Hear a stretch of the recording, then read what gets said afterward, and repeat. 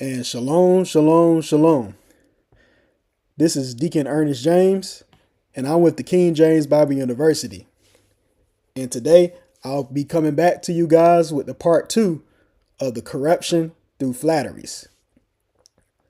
So last week we looked at how important it is for us to try the spirits, to examine the spirit, the inward man. And the only way we can do that is understanding that the things that proceed from the mouth come forth from the heart.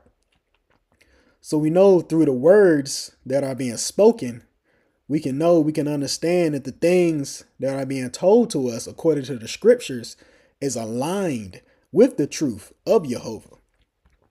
But it is also very important that we must examine our own selves to make sure that we are not corrupt. And if there is any leaven that is in us, we must remove that. And we can even see right here when we go to Galatians chapter 5.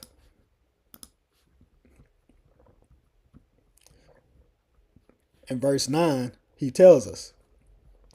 In Galatians chapter 5 and verse 9, and it says, a little leaven leaveneth the whole lump. And we know this leaven is corruption, is sin. So this leaven is going to swell up, and then we're going to be full of pride and hypocrisy.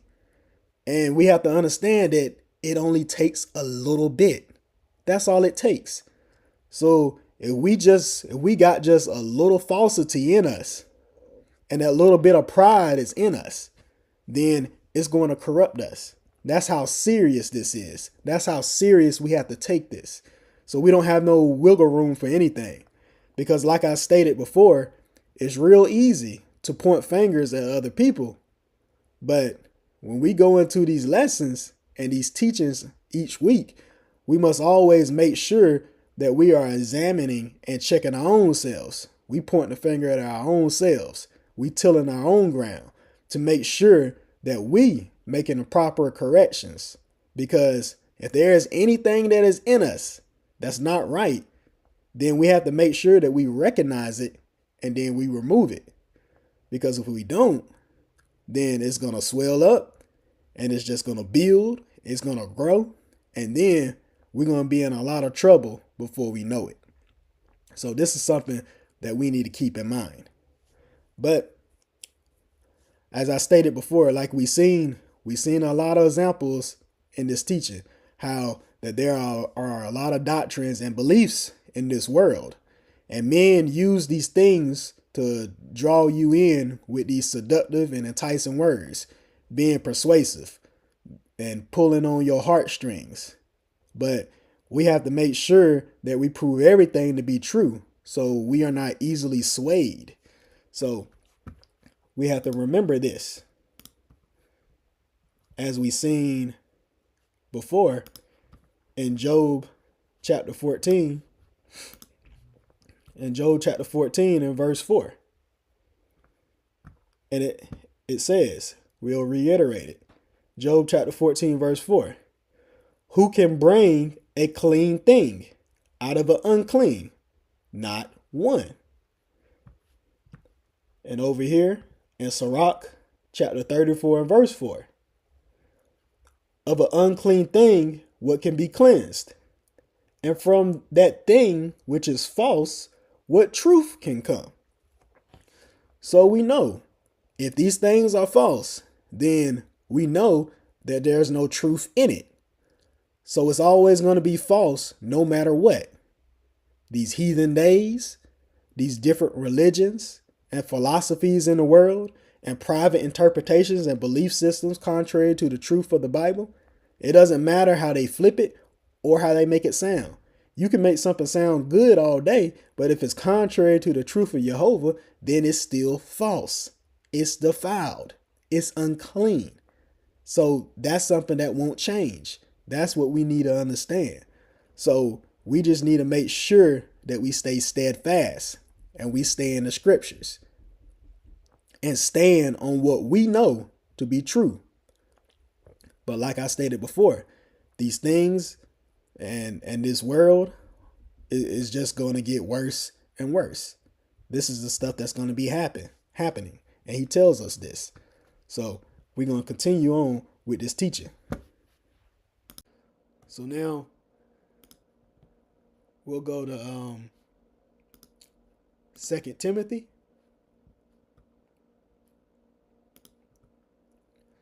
chapter 3. 2 Timothy chapter 3, verse 13 and verse 14. 2 Timothy chapter 3, verse 13 and verse 14.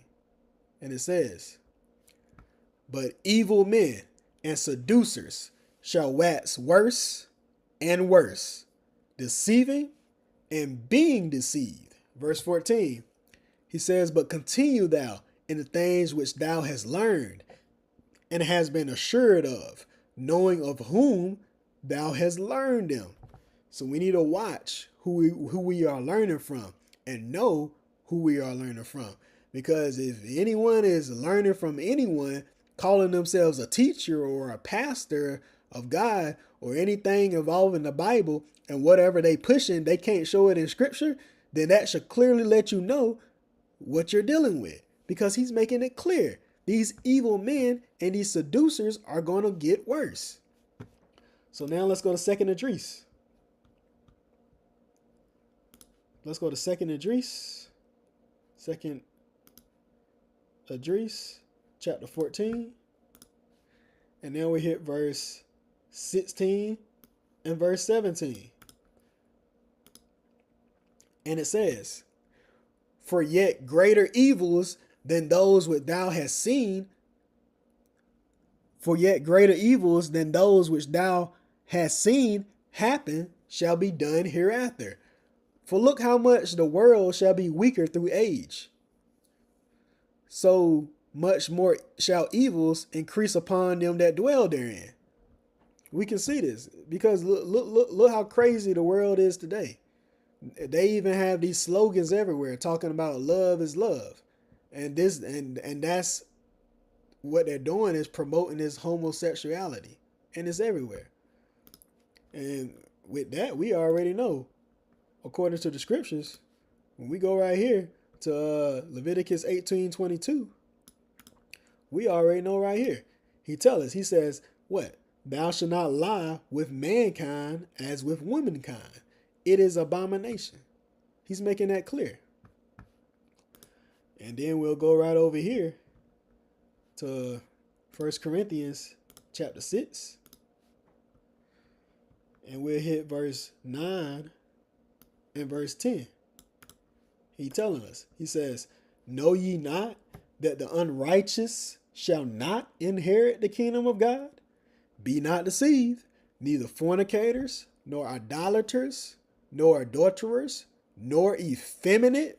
So these effeminate are these womanish, these that want to be like women, "nor abusers of themselves with mankind, nor thieves, nor covetous, nor drunkards, nor rivalers, nor extortioners shall inherit the kingdom of God." So he's making it clear. He's making it clear as day to us. But the world will say love is love. So guess what? That love is actually just a lust, a burning desire that's gonna get you in a lake of fire. And you know, Elder, he brought this up not too long ago. But I can't even recall even myself growing up. Now, mind you, I'm not even that old. I'm only 28 years old.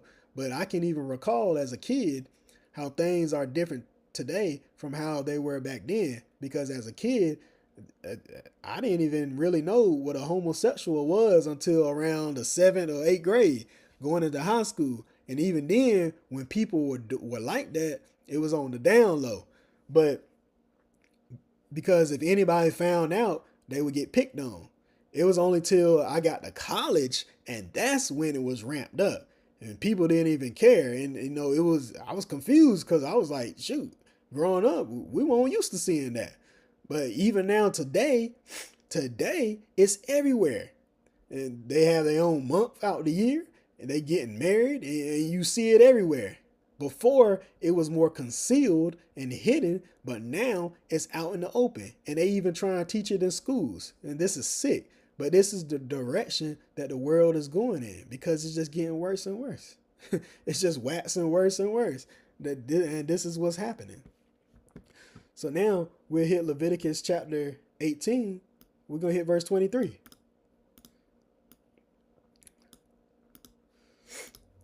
Leviticus chapter 18, we're going to hit verse 23 and verse 24. On the left side of the screen, Leviticus chapter 18, verse 23 and verse 24. And it says, neither shall thou lie with any beast to defile thyself therewith. Neither shall any woman stand before a beast to lie down thereto. It is confusion.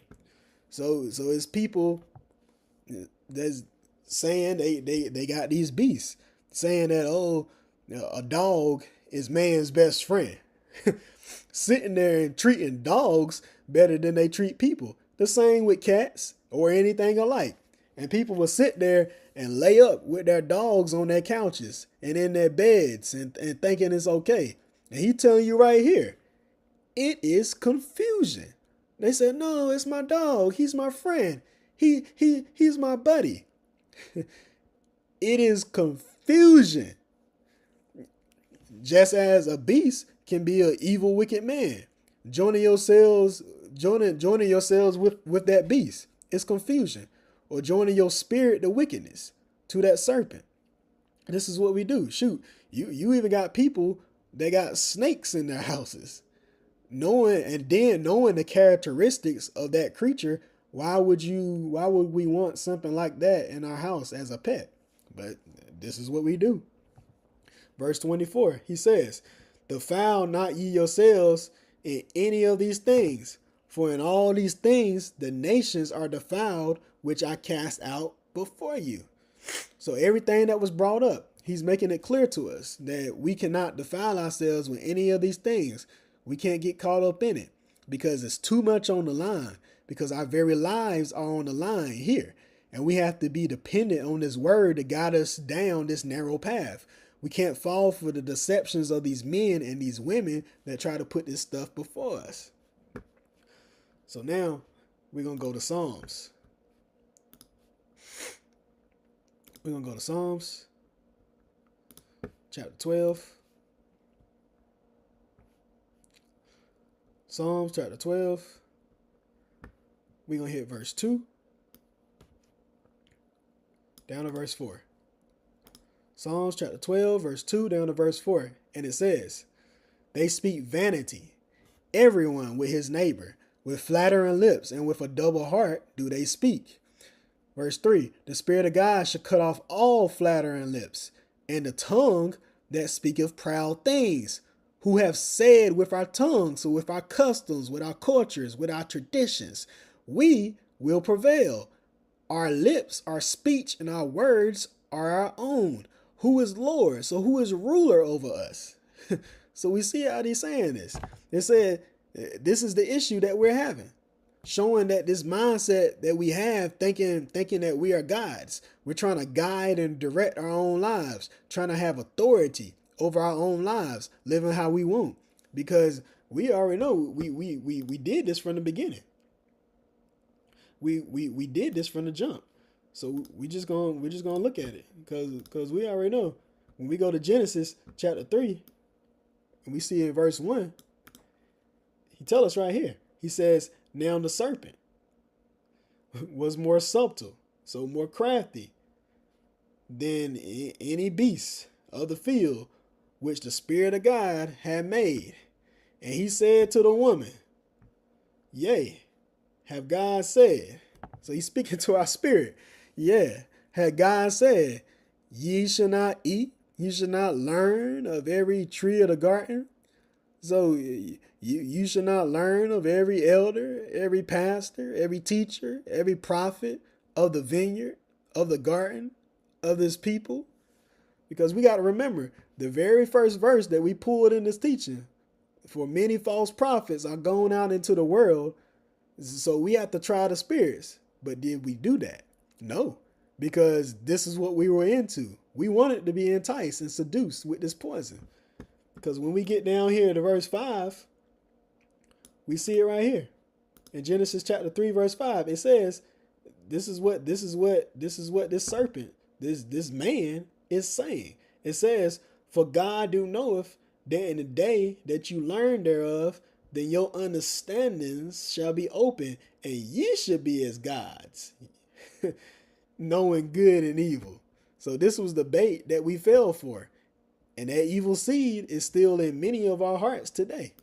Because we're going to see when we go over here to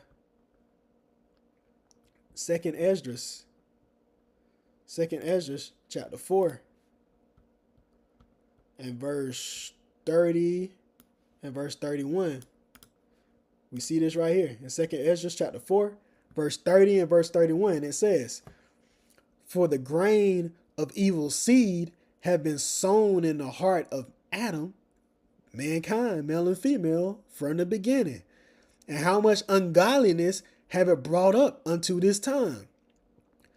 And how much shall it yet bring forth until the time of threshing come? Verse 31. Ponder now by thyself how great fruit, work of wickedness, the grain of evil seed have brought forth. Think about it. We've been talking about some of it, but think about how much evil is out there in the world today, and it's just going to get worse and worse and worse. And many, many people are going to get deceived and taken away by those winds of doctrine, because this is what we're talking about. And you have many of us who want to exalt our own selves with our own thoughts and beliefs, and we want to exalt ourselves above God. We want to be like the Most High. That's why we come up with all these evil inventions and intentions to try to equal ourselves. And this is what we do. That's why he even telling us when we go over here to Isaiah chapter 14, verse 13. We can see it right here. In Isaiah chapter 14, verse 13 down to verse 15. He telling us. Isaiah chapter 14, starting at verse 13, it tells us, it says, for thou hast said in thine heart, I will ascend into heaven. I will exalt my throne above the stars of God. So we're going to exalt our throne above the teachers of God. He said, I will sit also upon the mount of the congregation in the sides of the north. I will ascend above the heights of the clouds. I will be like the Most High. Verse 15, he says, yet thou shalt be brought down to hell, to the sides of the pit. Because that's what's going to be the outcome in the end. Those of us who believe that we can do this will be brought down to destruction in the end. So now we're going to go to Psalms. Psalms chapter 36. Psalms chapter 36. And then we're going to hit verse 1 and verse 2. Psalm chapter 36, verse 1 and verse 2. And it says, the transgression of the wicked said within my heart, that there is no fear of God before his eyes. Verse 2. For he flattereth himself in his own understandings, until his iniquity, his acts of sin, be found to be hateful. So he's gonna flatter him. He's gonna flatter his own self. He's gonna persuade and he's gonna deceive his own self with his own understandings, but yet not understanding that this is going to be something to lead to his own downfall. It's basically like trying to dig a pit for someone else, and then you fall into that same pit that you dig as a snare to trap, that you dig as a snare for someone else, but it's going to trap your own self. And we're going to see a few examples on this, on how one exalts himself with pride and flatters his own self, but leading to his own corruption and decay. So what we're going to do, we're going to go over here to Acts chapter 12. We're going to go to Acts chapter 12.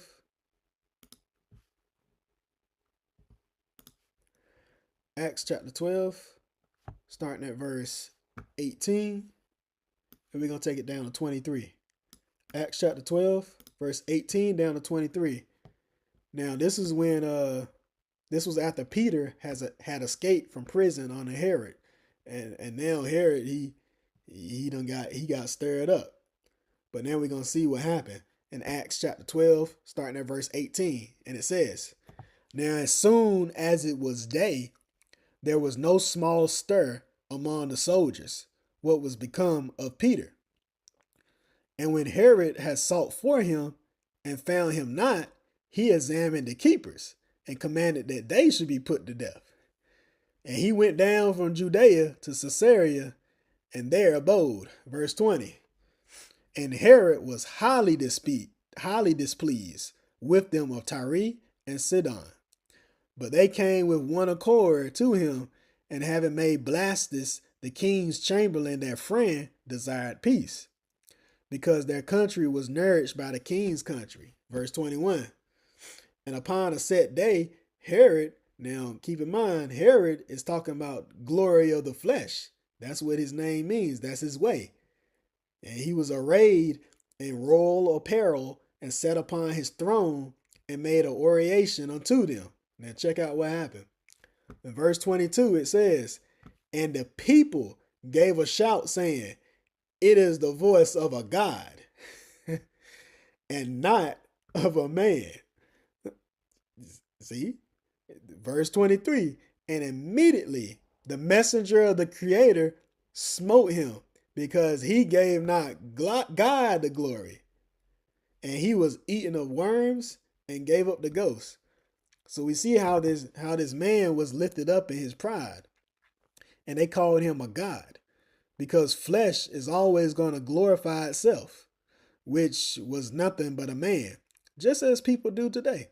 Just because someone is of high stature and appearance outwardly, people will worship and glorify these individuals solely based on that, based on flesh, that outward appearance.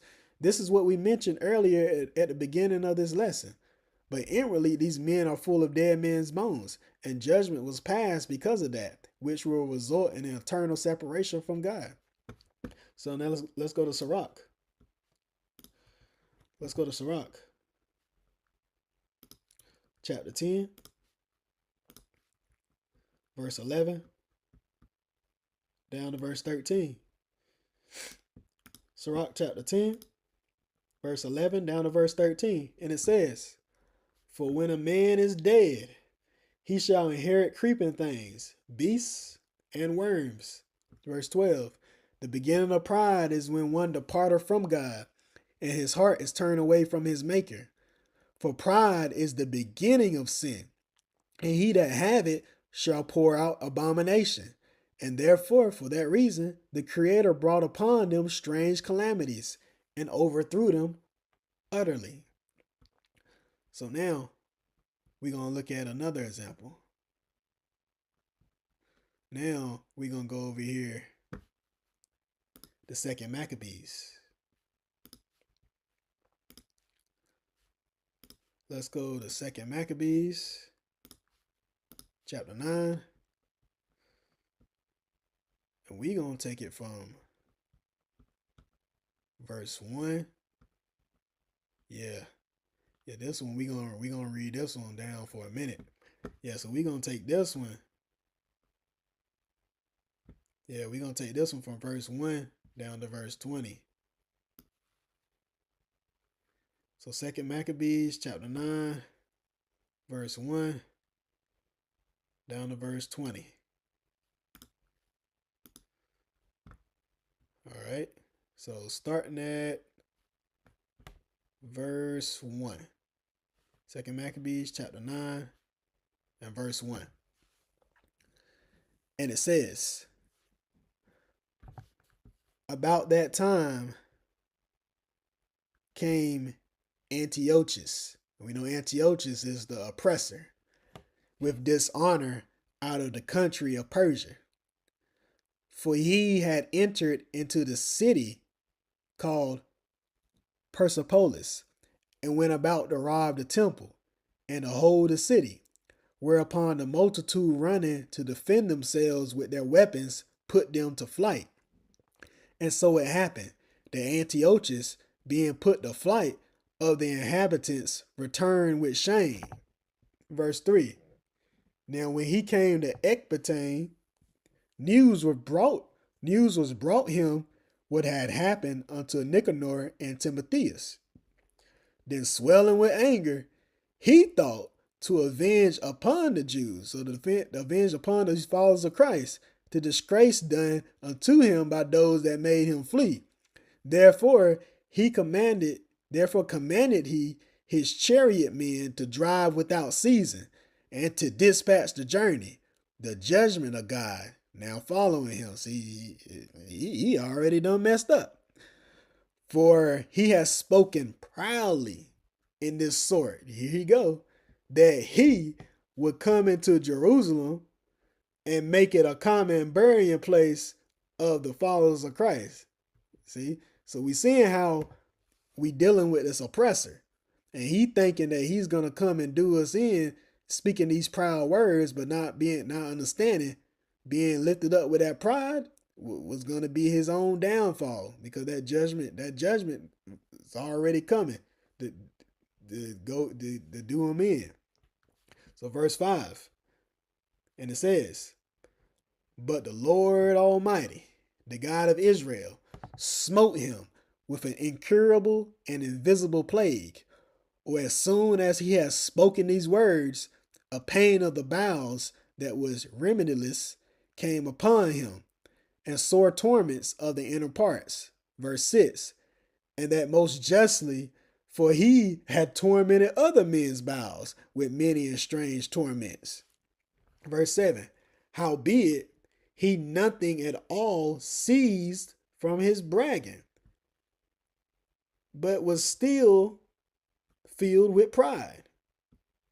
So he was still filled with pride, breathing out fire in his rage against the followers of Christ. So he had this violent rage, this desire against the followers of Christ, and commanding to haste the journey. But it came to pass that he fell down from his chariot. So he don't fell off from his power and his judgment, carried violently, so that having a sore fall, all the members of his body were much pain. Verse 8, and thus he that a little afore thought that he might command the waves of the sea, so proud was he beyond the condition of man, and weighed the high mountains in the balance, was now cast on the ground and carried in the horse litter, showing forth unto all the manifest power of God. Verse 9, so that the worms rose up out of his body of this wicked man, and whiles he lived in sorrow and pain, his flesh fell away, and the wickedness of his smell was noisome to all his army. In verse 10, it says, and the man that thought a little afore that he could reach to the stars of heaven. Now, remember what we seen in Isaiah chapter 14? He said, I will exalt my throne above the stars of God and be like the Most High. You see? It said no man could endure to carry for his intolerable stink. So he stinked. He was in spiritual corruption and error. He ain't had no type of understanding. Even his army didn't want to deal with him. Verse 11, here therefore, being plagued, he began to leave off from his great pride, and to come to the knowledge of himself by the scourge of God, his pain increasing every moment. Verse 12, and when he himself could not abide his own smell, he can't even abide his own stink, he said these words, it is meet to be subject unto God. Okay. and that a man that is mortal shall not proudly think of himself if he were God. Verse verse 13. This wicked person vowed also to the Lord, who now would no more would have mercy upon him, saying thus, that the holy city to the which he was going in haste to lay it even with the ground, to make it a common burying place, he was set at liberty. Now he was just on the way to try to do these Jews, these followers of Christ, in that he was gonna make it a common burying place. Then he gonna got hit with these pains, with these afflictions, and now all of a sudden his mind unchanged. Verse 15, and it says, and as touching the Jews whom he had judged not worthy so much as to be buried, but to be cast out with their children to be devoured of the fowls and wild beasts, he will make them all equals to the citizens of the Athens. Verse 16, and the holy city, which before he had spoiled, he will garnish with goodly gifts, and restore all the holy vessels with many more, and out of his own revenue defray the charges belonging to the sacrifices. Verse 17, yea, this the craziest part right here. Verse 17, he says, yea, and that also he would become a Jew himself. So he said he going to become a follower of Christ himself and go throughout all the world that was inhabited and declare the power of God.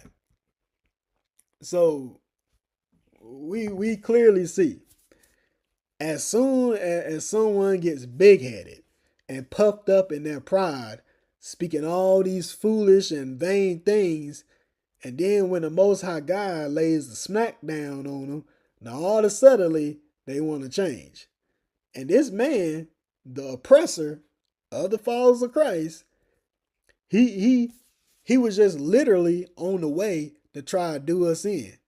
And then had the nerve to turn around and say that he was going to become a follower of Christ himself. This is crazy. Sitting there trying to honor God with his lips, but his heart is far from him.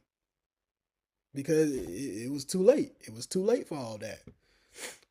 Verse 18, it says, but for all this, his pains would not cease. Yeah, because the just judgment of God was come upon him. Therefore, despairing of his health, he wrote to the Jews a letter unwritten, containing the form of supplication after this manner. Antiochus, king and governor, to the good Jews, his citizens wish of much joy, health, and prosperity. Verse 20, if ye and your children fare well, and your affairs be of your contentment, I give very great thanks to God, having my hope in heaven. So there we go. With these flatteries. We see it. These smooth, enticing words, thinking it's going to get him out the situation that he was in. It's just like he doing bedside repentance at this point. You know, he done messed up. But now all of a sudden, he's hastily trying to seek to do right. But people do this. So we can see this. Because you can have someone who's done lived wickedly and violent and cruel all their life, doing people wrong. As soon as those sore afflictions and torments and sufferings and pain and travail come down upon you, now you want to change. No, it's too late for that. But the thing is, we do the same thing. We do these same things because people do this in hope to get out of the situation, thinking that they're going to find favor at the last minute. But it don't work that way, because we're going to go somewhere. We're going to go to Ecclesiastes. Well, we're going to come back and we're going to see the outcome. But we're going to go Ecclesiastes chapter 28. And we're going to hit verse 3 down to verse 5. And he tells us right here. He says, one man beareth hatred against another, and doeth he seek pardon from the Lord? He showeth no mercy to a man which is like himself, and doeth he ask for forgiveness of his own sins? Verse 5, if he that is but flesh nourish hatred, who will entreat for the pardon of his sins? So this is something that we even talked about that we need to consider. This is clearly showing us an example on how one can bear hatred in their heart and being prideful and puffed up in their evil thoughts towards others and what it can lead to. So we need to take heed to this, because the Most High, he already telling you what he gonna do when we decide to sit there and we wanna live how we wanna live and do our own thing and do wickedly. He tell you right here in Proverbs chapter 1, verse 26. He says, I will also laugh at your calamity. I will mock when your fear cometh. Verse 27. He says, when your fear cometh as desolation and your destruction cometh as a whirlwind, when your distress and anguish cometh upon you. This is what he's going to do. Because at this point, we ain't getting out of it. There ain't no way to get out of that situation. So now, when we get back over here, the second Maccabees chapter 9 and verse 28, we're going to see what happened. In second Maccabees chapter 9 and verse 28, we see what happened. And it says, we see exactly what happened. It says, thus, the murderer and blasphemer, having suffered most grievously, as he entreated other men, so died he a miserable death in a strange country in the mountains. So now we can see how this prideful mindset can get you in a heap of trouble. We'll end up deceiving our own selves by following our own understandings. And it's not going to lead to nothing but destruction and spiritual corruption. Because we can go back over here to the Psalms chapter 36. As we hit earlier. Psalms chapter 36 and verse 2. And he tell you, for he that flattereth himself in his own understandings, until his acts of sins be found to be hateful. This is what happens. So we're going to hit this other example. When we go over here to Acts, chapter 13. Acts chapter 13. And we're going to hit verse 6 down to verse 11. Acts chapter 13, verse 6 down to verse 11. And it says, and when they had gone through the isle unto Paphos, they found a certain sorcerer, a false prophet, a Jew. So we know that this is a false follower of Christ, whose name was Bar Jesus, which was with the deputy of the country, Sergius Paulus, a prudent man, who called for Barnabas and Saul and desired to hear the word of God. Verse 8, but Elymas, the sorcerer, for so was his way by interpretation, withstood them, seeking to turn away the deputy from the faith. Then Saul, who also is called Paul, filled with the Holy Ghost, so he was filled with the separated body, set his eyes on him. Verse 10, and said, O full of all subtlety and all mischief, thou child of the devil, thou enemy of all righteousness, wilt thou not cease to pervert the right ways of the Creator? Verse 11, and now remember, the power of the Creator is upon thee, and thou shalt be blind, not seeing the sun for a season. And immediately there fell on him a mist and a darkness, and he went out about seeking some to lead him by the hand. So we're seeing the thoughts and intentions of these guys that try to appear as if they of God, but are actually just deceivers. and wicked doers, trying to seduce and turn people away from the truth in some form or fashion. But we just seeing how the scriptures don't change, how these types of actions are going to lead to the same outcome in the end, leading to spiritual ignorance and blindness, void of understanding, and bound for eternal darkness. So now, what we're going to do, we're going to go to Isaiah chapter 56, verse 10 and verse 11. Let's go to Isaiah chapter 56, verse 10 and verse 11.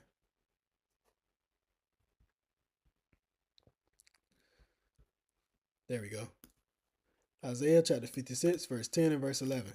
And it says, his watchmen are blind. They are all ignorant. They are all dumb dogs. They cannot bark. Sleeping, lying down, loving to slumber. Verse 11. Yea, they are greedy dogs, which can never have enough. They are shepherds that cannot understand. They all look to their own way, everyone for his own gain from his quarter. So clearly we know that these are not of God, because for one, God don't even have shepherds. He has feeders, because he said, I'm going to get pastors that's going to feed you, because we know that it's only one good shepherd. We can see this when we go over here to John. When we go over here to John chapter 10 and verse 11, we see right here. In John chapter 10, verse 11, he tells us, and we know this is Christ speaking. He says, I am the good shepherd, and the good shepherd giveth his life for the sheep.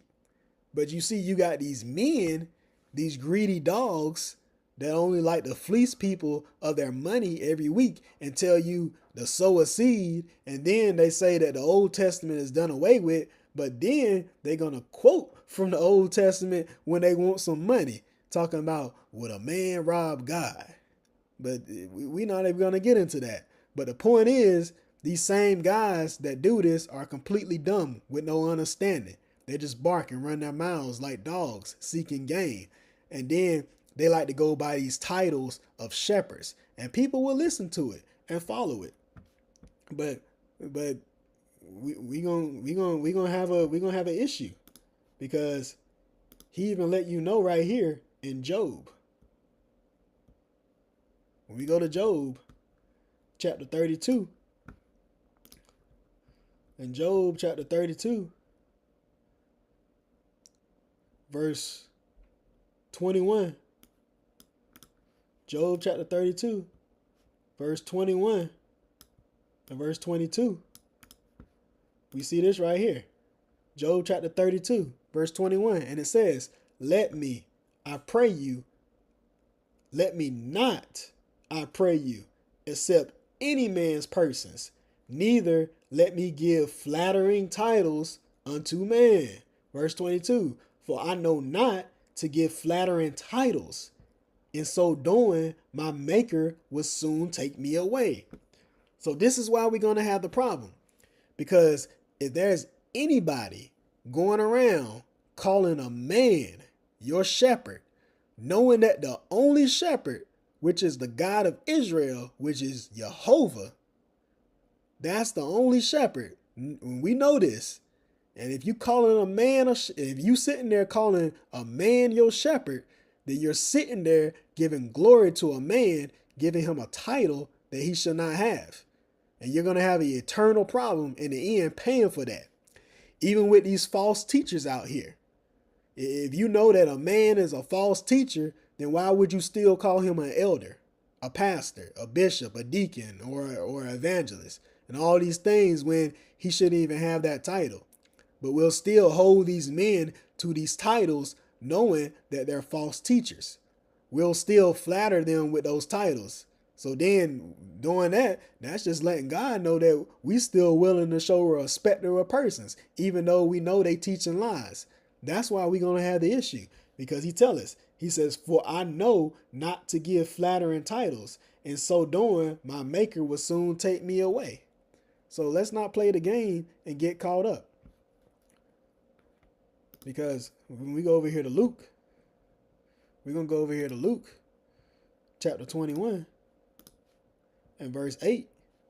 And he tells us, Luke chapter 21 and verse 8, he tells us, and he said, "Take heed that ye be not deceived, for many shall come in my name." Many gonna come in my way saying, "I am Christ." So they're gonna say they of Christ, they of Jehovah. "And the time draweth near, go ye not therefore after them." So now let's go to 2 Corinthians.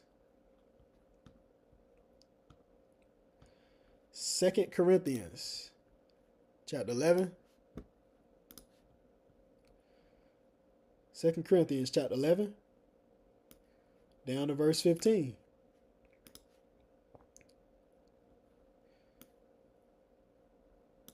Second Corinthians chapter 11, down to verse 15. Yeah, 2 Corinthians chapter 11, verse 13, down to verse 15. And it says, verse 13, it says, "For such are false apostles, deceitful workers, transforming themselves into apostles of Christ." Verse 14, "And no marvel, for Satan himself is transformed into a messenger of light. Therefore, it is no great thing if his ministers also be transformed as ministers of righteousness, whose end shall be according to their works." So now let's go to Titus. We'll go to Titus chapter 1. And we'll hit verse 10 and verse 11. Titus chapter 1, starting at verse 10. And it says, "For there are many unruly and vain talkers and deceivers, especially they of the circumcision." See, you can be of the circumcision because that circumcision is that covenant. That's that vow between us and God. But the thing is, we gonna have an issue with that, because if we looking at things carnally, we gonna have an issue, because we gonna see something real quick. We gonna go to Genesis chapter 17 and verse 10 and verse 11, so we can see something with this circumcision. In Genesis chapter 17, verse 10 and verse 11, he says it right here. He says, "This is my covenant, which ye shall keep between me and you and thy seed after thee. Every man child among you shall be circumcised, and ye shall circumcise the flesh of your foreskin, and it shall be a token of the covenant betwixt me and you."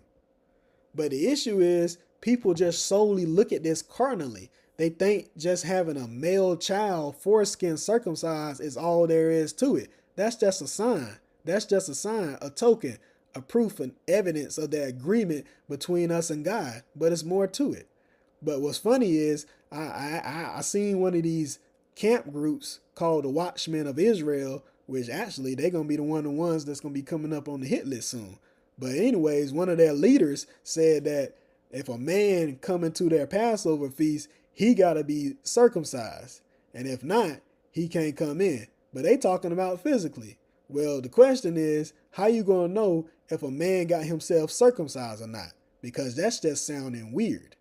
But the point here is that these men only looking at things carnally, because we all have to be circumcised, not just merely a physical man removing his foreskin, but we must be circumcised of our hearts and removing the sin from our hearts, separating ourselves from worldly desires. So it's of the heart, and then committing and then dedicating ourselves to Jehovah, because he tells us this right here. When we go to Romans chapter 2, verse 28. Romans chapter 2, verse 28 and verse 29.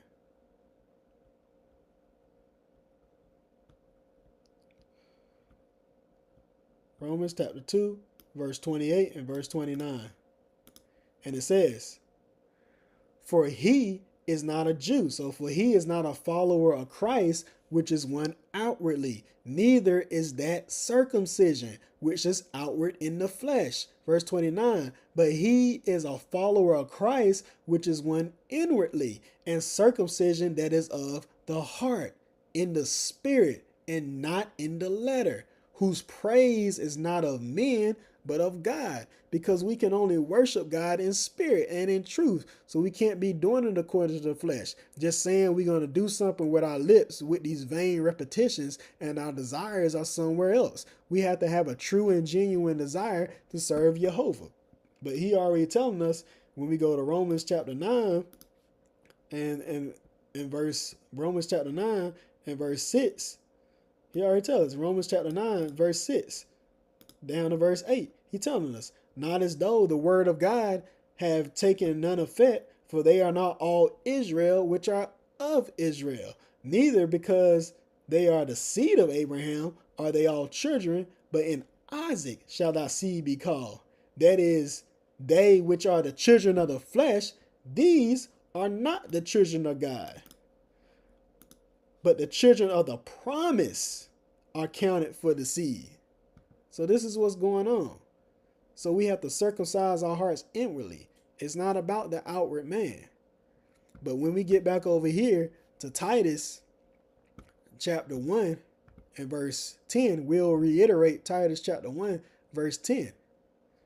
And it says, for there are many unruly and vain talkers and deceivers, especially they of the circumcision, whose mouths must be stopped, who subvert whole houses, teaching things which they ought not, for filthy lucre's sake. So they're going to be doing it for gain, for profit, for advantage, for money. So now, let's go over here to Romans. On the left side of the screen, we'll hit Romans chapter 16 and verse 18. Romans chapter 16 and verse 18. And it says, for they that are such serve not our creator of salvation of Jehovah, but their own belly. So they're going to be serving their own heart, their own appetite, their own desires. And by good words and fair speeches, deceive the hearts of the simple. So let's go to Jude. Jude chapter 1. We're going to hit verse 12 and verse 13. And then we'll jump down to verse 16. So Jude chapter 1, verse 12 and verse 13. And it says, these are spots in your feasts of charity when they feast with you, feeding themselves without fear, without desire. Clouds are they without water, carried about with winds, with spirits. Trees whose works wither, without fruit, without works, twice dead, plucked up by the roots. Raging waves of the sea, foaming out their own shame. Wandering stars, to whom is reserved the blackness of darkness forever. Verse 16. These are murmurers, complainers, walking after their own lusts, living after their own lusts, and their mouth speaketh great swelling words. So it's like leaven. It's sin, it's corruption and hypocrisy. Having men's persons in admiration because of advantage. So they're going to be boasting on men, glorifying the flesh, showing a respect to persons because of advantage, because of gain and profit. That's how they're going to get the money, the power, and the status. But it's not according to knowledge. That's the point. Because when we go over here to 2 Peter chapter 2, verse 17 and verse 18, well, verse 17 down to verse 19, he telling us, he said, these are wells without water, so without knowledge, clouds that are carried with a tempest, to whom the mist of darkness is reserved forever. For when they speak with great swelling words of vanity, they allure. So they deceive, they entice and persuade through the lust of the flesh, through much wantonness. those that were clean escape from them who live in error. Verse 19. While they promise them liberty, they themselves are servants of corruption. For whom a man is overcome, of the same is he brought into bondage. So we seeing the characteristics of those that will appear saying that they are of Christ, but are not, and will deceive the hearts of the simple, the ones that's lacking understanding, either ignorantly or knowingly. Why? Because we're not preparing our hearts. We're not studying. And these deceivers are going to take these away, and they're going to do it with these vain words and fair speeches. They're going to entice your flesh to follow that doctrine, providing that your spirit is driving with it.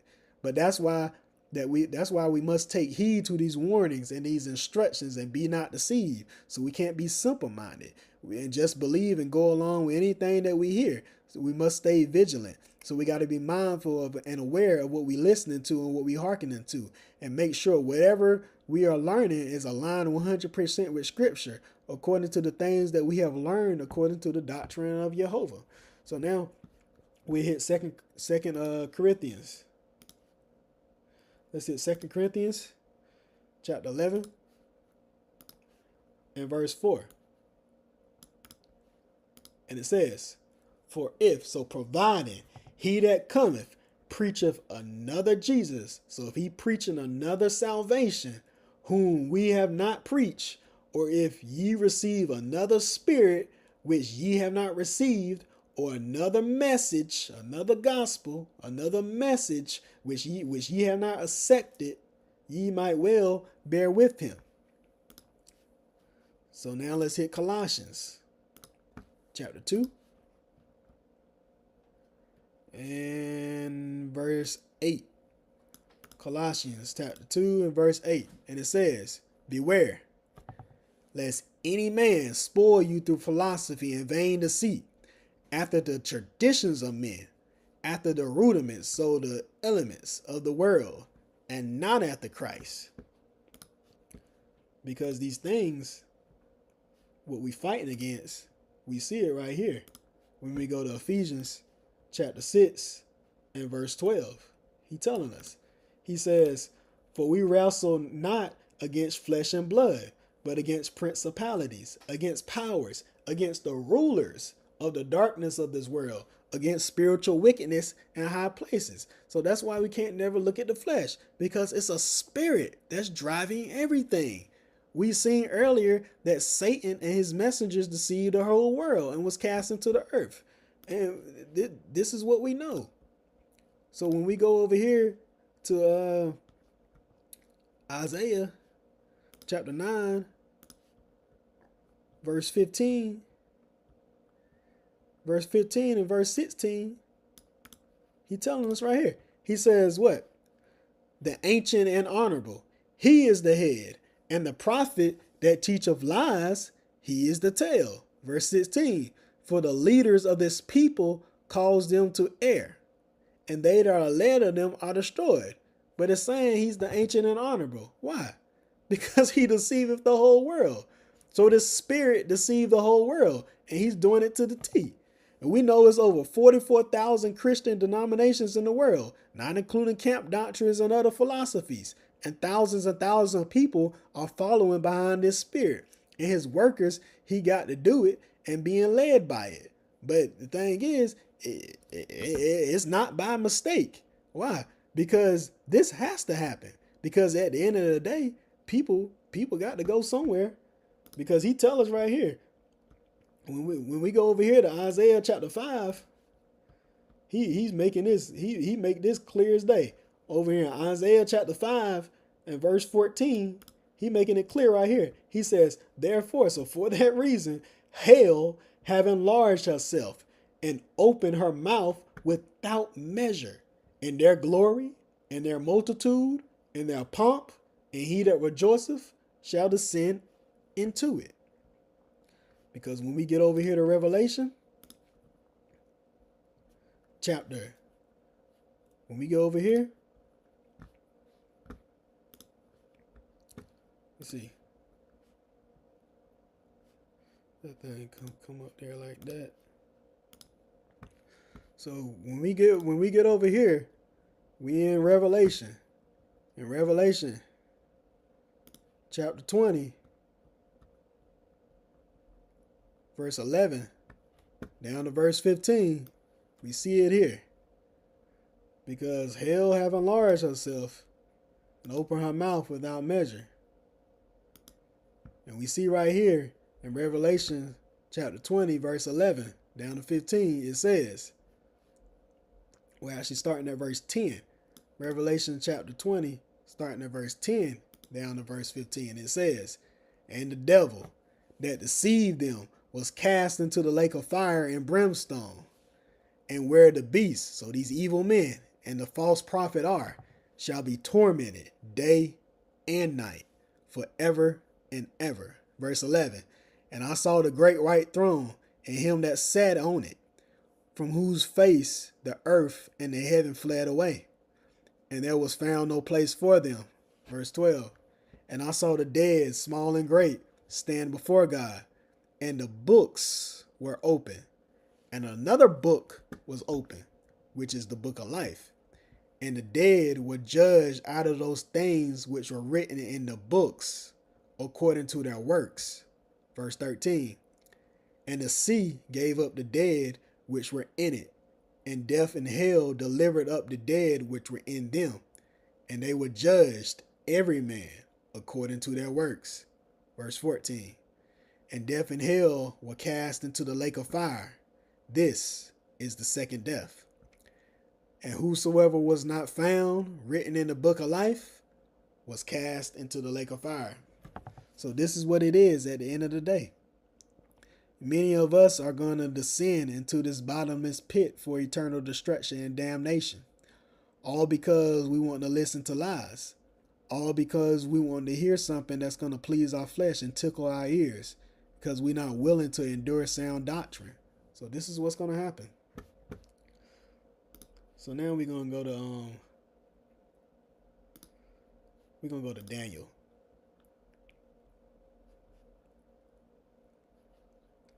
We're going to hit Daniel chapter 11. Daniel chapter 11. We're going to hit verse 32 down to verse 35. And it says, and such as do wickedly against the covenant shall he corrupt by flatteries. But the people that do know their God shall be strong and do exploits. And they that understand among the people shall instruct many. Yet they shall fall by the sword, and by flame, by captivity, and by spoil many days. Verse 34. Now when they shall fall, they shall be hoping with a little help. But many shall cleave to them with flatteries. And some of them of understanding shall fall to try them, and to purge, and to make them white, even to the time of the end, because it is yet for a time appointed. So this is what we're dealing with, because many are going to do wickedly and seek to corrupt and deceive many with these flatteries. And many people are going to fall, either by that sword, which is the weapon of warfare, is going to divide and separate, which we spoke about earlier, or by the flame. It's a burning fire, like a blaze. It's going to consume and devour. By captivity, being in bondage. Remember, we spoke on going back down into Egypt, and our temples, our houses, our bodies become a subject unto sin, being ruled by Pharaoh, that king of sin. We're going to be bound by this sin in our minds, and spoiled, being overtaken by the things and the riches of this world. So this is what's going to get a lot of us caught up. But what we have to do, we have to continue to strive for truth and fight, so we can be purged from these things and overcome in the end. Because he tells us this when we go to 2 Thessalonians. He already making this clear to us in 2 Thessalonians chapter 2, verse 3. We're going to take it from verse 3 down to verse 7. 2 Thessalonians chapter 2, verse 3 down to verse 7. As we begin to wind down this teaching, 2 Thessalonians chapter 2, verse 3 down to verse 7, he tells us, he says, Let no man deceive you by any means, for that day shall not come except there come a falling away first, and that man of sin be revealed, the son of perdition, of destruction, whose opposeth and exalteth himself above all that is called God, or that is worshipped, so that he, as God, sitteth in the temple of God, showing himself that he is God. Remember ye not that when I was yet with you, I told you these things? Verse 6. And now ye know what withholdeth, that he might be revealed in his time. Verse 7. For the mystery of iniquity do already work. Only he who now letteth will let, until he be taken out of the way. So this warning is put before all of us. And he said, only he that letteth will let. Because at the end of the day, it's our choice on what we decide to hold to. It's either going to be the words of a man or the truth of God's word. So we have to make a choice. So we're going to pull this last verse. These last verses over here in 2 Timothy chapter 2, verse 19 down to 21. 2 Timothy chapter 2, verse 19 down to 21. And it says, nevertheless, the foundation of God standeth sure, having this seal, the Lord, the Creator, knoweth them that are his. And let every one that nameth the name, the way of Jehovah, the way of Christ, depart from iniquity. Verse 20. But in a great house there are not only vessels of gold and of silver, but also of wood and of earth, and some to honor and some to dishonor. Verse 21. So providing a man, a male or female, therefore purge himself, so he cleanse himself and be refined. From these he should be a vessel unto honor, sanctified, separated, and meet for the master's use, and prepared unto every good work.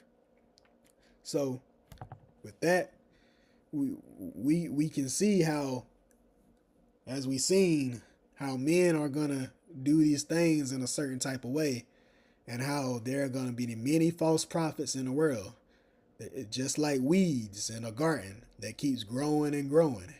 And these weeds are gonna take hold of many and corrupt the hearts of many through flatteries, either through smooth and seducing words or deceitful doctrines that are contrary to the truth, even by force and persuasion, through craftiness and cunning behavior to profit and to get gain and making merchandise of people through these false promises and false teachings, through hypocrisy, this practice of appearing righteous outwardly as if they are of Christ, but really seeking to deceive and manipulate the masses of the people, but really deceiving their own selves in the end. So we have to stay strong while on this journey, because at the end of the day, the Lord knoweth them that are his. So we got to make sure that we stand diligent in our studies and we don't get lazy and complacent and feel like we've done enough, because there's always something to learn from. There's always room to grow and for improvement of ourselves, because Satan is going to be seeking whom he can devour. So we can't get caught asleep and not doing anything. So we must stay focused so we can hopefully be one of the ones that the Most High God is looking for to be a partaker of his kingdom.